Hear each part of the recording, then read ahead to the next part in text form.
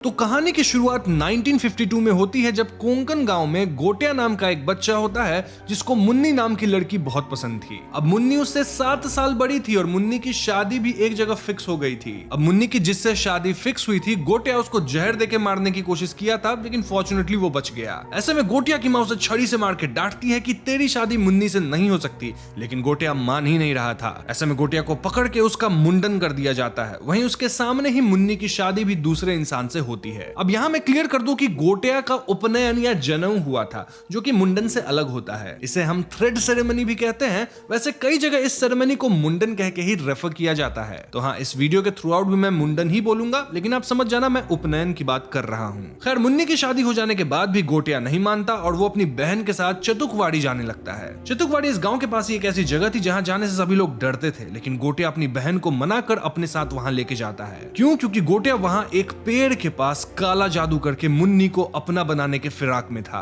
हद तो तब हो जाती है जब हम समझ पाते हैं कि इस काले जादू को संपन्न करने के लिए गोटिया को एक बलि भी देनी होगी और वो अपनी बहन को ही मारने की कोशिश करता है। इस धक्का मुक्की में गोटिया का सर पेड़ पे लग जाता है, जिससे वो काफी चोटिल होता है। अब जब तक गोटिया की बहन अपनी माँ को और गांव वालों को बुला कर लाती, गोटिया वहीं पेड़ के पास अपने प्राण त्याग देता है। ऐसे में गोटिया का अंतिम संस्कार वगैरह होता है और पंडित लोग उसके रिमेन्स को उसी काले जादू वाले पेड़ के पास छिड़कते हैं, मतलब दफनाते हैं, और फिर पेड़ पे धागा बांध के गोटिया को वहीं कैद करते हैं। दरअसल जब भी किसी का मुंडन होता है और अगर वो बालक मुंडन के 10 दिन के अंदर मारा जाए तो वो ब्रह्म राक्षस या फिर मुंजा बन जाता है। मुंजा काफी खतरनाक होते हैं और इसलिए गोटिया को इस पेड़ के साथ ही अटैच करके कैद कर दिया गया था ताकि वो किसी को परेशान ना कर सके। अब यहां से कहानी प्रेजेंट में पुणे शहर पे आती है, जहां हम बिट्टू से मिल पाते हैं जो कि बहुत डरपोक है। बिट्टू और उसकी मां पम्मी मिलके सैलून चलाते हैं और इनके फैमिली में बिट्टू की दादी भी है जो कि उसे बहुत प्यार करती है। बिट्टू को बाहर जाके हेयर डिजाइनिंग वगैरह सीखना है और इसके लिए उसे स्कॉलरशिप भी मिल चुकी है,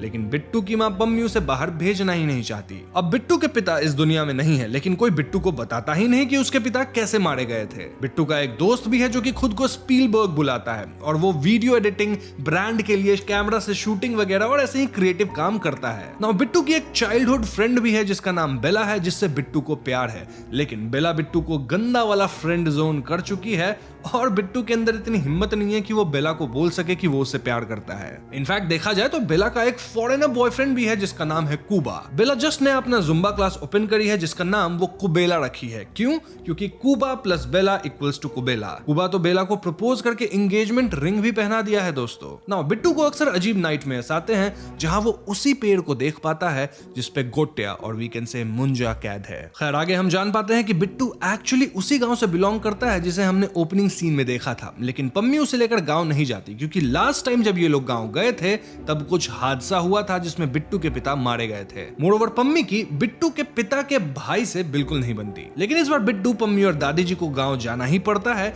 क्योंकि बिट्टू के कजन रुक्कू की सगाई थी। अब गांव पहुंचते बिट्टू के चाचा, जिनका नाम बालू है, उनमें और पम्मी में तनाव बढ़ जाता है। बात आगे तब बढ़ती है जब बालू काका चतुकवाड़ी बेचने के लिए दादी जी को पेपर्स पे साइन करने को कहते हैं, लेकिन दादी चतुकवाड़ी नहीं बेचना चाहती थी। दादी का कहना था कि वो जगह शापित है और हम उसे नहीं बेच सकते, लेकिन बालू सुनने के मूड में नहीं थे। बहस में बालू कहने लगते हैं कि आप अपने बड़े बेटे के लिए तो बराबर साइन कर देती, और वो भी तो चतुकवाड़ी बेचना ही चाहता था ना। वहीं जाते वक्त तो वो पानी में डूब कर मारा गया था। अब अगर आप कंफ्यूज हो रहे हो तो यहाँ बिट्टू के पिता की बात हो रही है, क्योंकि बिट्टू के पिता और बालू भाई हुए ना, और बिट्टू की जो दादी है वो इन दोनों की माँ हुई। खैर, बिट्टू भी ये सब सुन लेता है और जोश जोश में बालू बिट्टू से कहने लगते हैं कि तुम्हारा बाप वहां पे पेड़ जलाने गया था, पागल था वो और पानी में डूब के मर गया। इन बातों से बिट्टू बहुत हर्ट होता है और वो इस जगह से भाग के सीधे चतुकवाड़ी में उस पेड़ के पास पहुंच जाता है। हम देख पाते हैं कि गोटिया, जो कि अब मुंजा बन चुका है, वो बिट्टू को देख के काफी खुश होता है, सेइंग कि मेरे रिश्तेदार आ गए। अब बाकी लोग बिट्टू को ढूंढ रहे थे, लेकिन बिट्टू मिल ही नहीं रहा था और ऐसे में दादी एक छड़ी निकालती है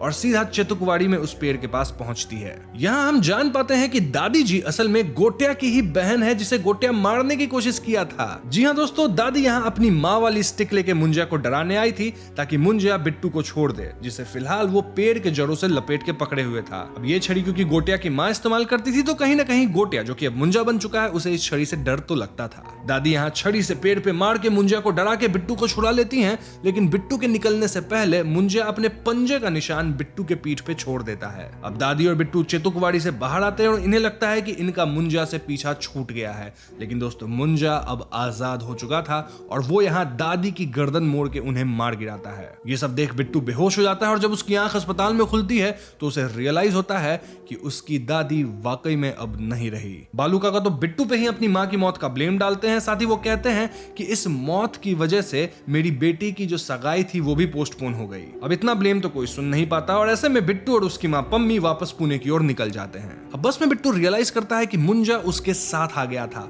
और मुंजा को सिर्फ ब्लड रिलेटिव्स ही देख सकते हैं, इसीलिए बस में सिर्फ बिट्टू से देख पा रहा था। मुंजा बिट्टू को काफी परेशान करने लग गया था। इनफैक्ट पुणे पहुंच के तो वो बिट्टू को मारता पीटता भी है। मुंजा को अब भी मुन्नी चाहिए थी और वो बिट्टू से मुन्नी को ढूंढने कह रहा था। मुंजा सूर्यास्त तो होते ही आ जाता और सूर्योदय होते ही चला जाता, यानी पूरी रात बिट्टू मुंजा के प्रकोप से परेशान रहने लगा था। अब पम्मी को लग रहा था कि बिट्टू इतनी बुरी हालत में इसीलिए है क्योंकि वो दादी जी के जाने के गम में है, और पम्मी तो ये भी सोचने लग गई थी कि कहीं बिट्टू ड्रग्स वगैरह तो नहीं कर रहा। अब बिट्टू ये मुंजा वाली बात अपने दोस्त स्पीलबर्ग को बताता है एंड एज यूजुअल स्पीलबर्ग पहले तो भरोसा नहीं करता, लेकिन शाम ढलते मुंजा स्पीलबर्ग को भी पीट देता है जिससे उसे भरोसा हो जाता है। अब हालांकि स्पीलबर्ग मुंजा को देख नहीं सकता था, लेकिन सुन और एहसास जरूर कर पा रहा था। और हाँ, मुंजा जब भी आता बिट्टू के पीठ पर वो हाथ का निशान जगमगा जाता और इससे बिट्टू को पीठ पे दर्द भी होती थी। स्पीलबर्ग और बिट्टू प्लान करते हैं कि वो लोग मुंजा के लिए सचमुच मुन्नी को खोजेंगे और इसके लिए बिट्टू अपनी कजन रुक्कू को गांव में मुन्नी की इन्फो निकालने कहता है। वैसे एक साइड इन्फो मैं आपको दे दूं कि स्पीलबर्ग को रुक्कू पे बड़ा वाला क्रश है। खैर, रुक्कू यहाँ गांव में जुगाड़ करके मुन्नी की एक पुरानी फोटो भेजती है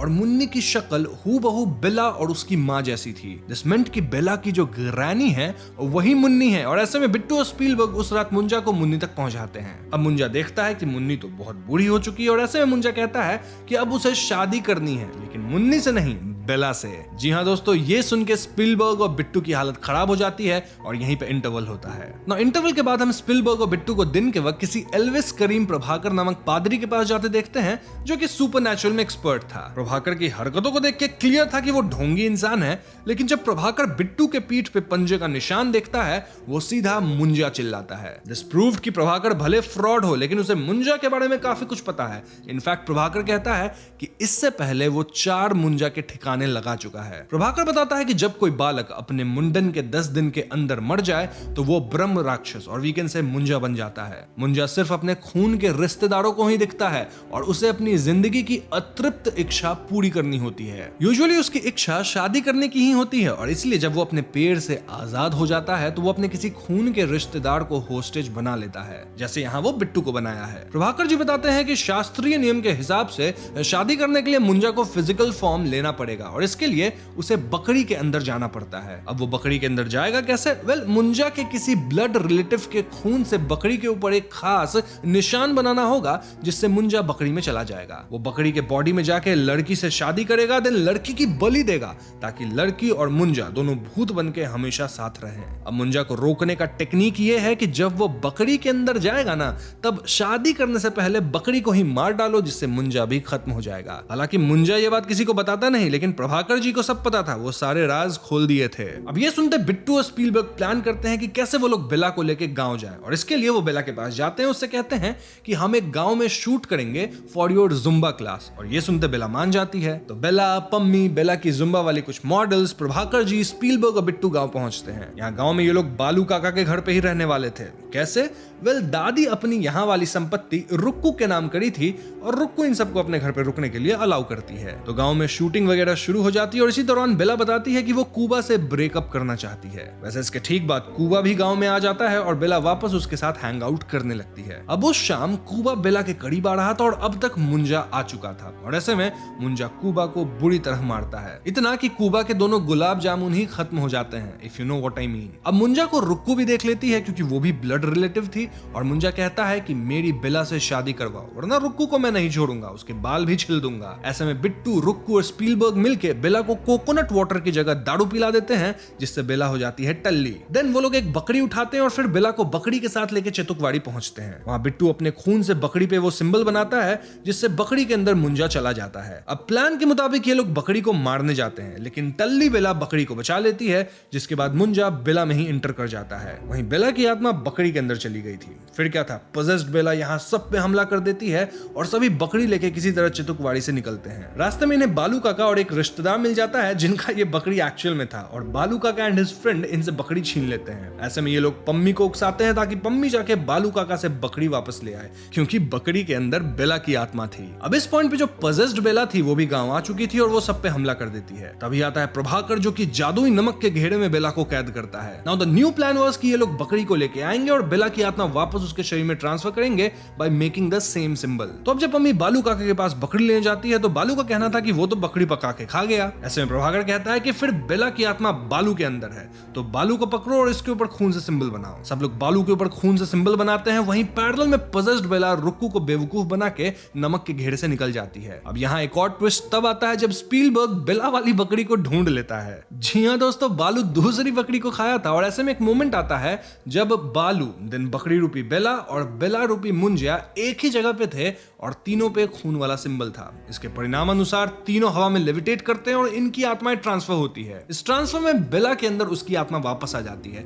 यानी बेला तो ठीक हो गई लेकिन बालू काका के अंदर अब मुंजा था। बस फिर क्या था, पजेस्ड बालू सब पे हमला कर देते हैं और बिट्टू ऑलमोस्ट होप खो चुका था। तभी वहां उसकी दादी की आत्मा उसे मोटिवेट करती है और ऐसे में बालू बीच पे वही स्टिक उठाता है जिससे गोटिया की माँ उसे मारती थी और इस स्टिक को लेके बिट्टू चितुकवाड़ी पहुंचता है। वहां पजेस्ड बालू बेला को मारने ही वाला था कि बिट्टू बालू रूपी मुंजा पे स्टिक से हमला कर देता है। यहाँ इनके बीच काफी हाथापाई होती है लेकिन स्मार्ट बिट्टू बालू को स्टिक से मार के बैक पे ऐसे कट करता है कि वही सिंबल क्रिएट होता है। देन वो अपने खून से पेड़ पे भी सेम सिंबल बना देता है जिससे मुंजा की आत्मा वापस से पेड़ में खिंच जाती है। बालू अब अपने होश में थे और वो फौरन वहां से भागते हैं। नाउ पेड़ में जाने के बाद भी मुंजा पेड़ की जड़ें और टहनियों से बिट्टू और बेला को दबोच लिया था लेकिन बेला यहाँ मुंजा पे जलने वाली लिक्विड फेंक के उसमें आग लगा देती है। इससे शायद मुंजा खत्म हो गया हो। अगर आप ऐसा सोच रहे हैं तो गलत है। वैसे ये दोनों बच गए थे और दोनों एक दूसरे को हग भी करते हैं। नाउ यहाँ से सीन कट होकर कुछ वीक्स बाद का आता है जब बिट्टू, बेला और सभी लोग पुणे वापस आ चुके हैं। यहाँ बिट्टू फाइनली हिम्मत करके बेला से आई लव यू कह देता है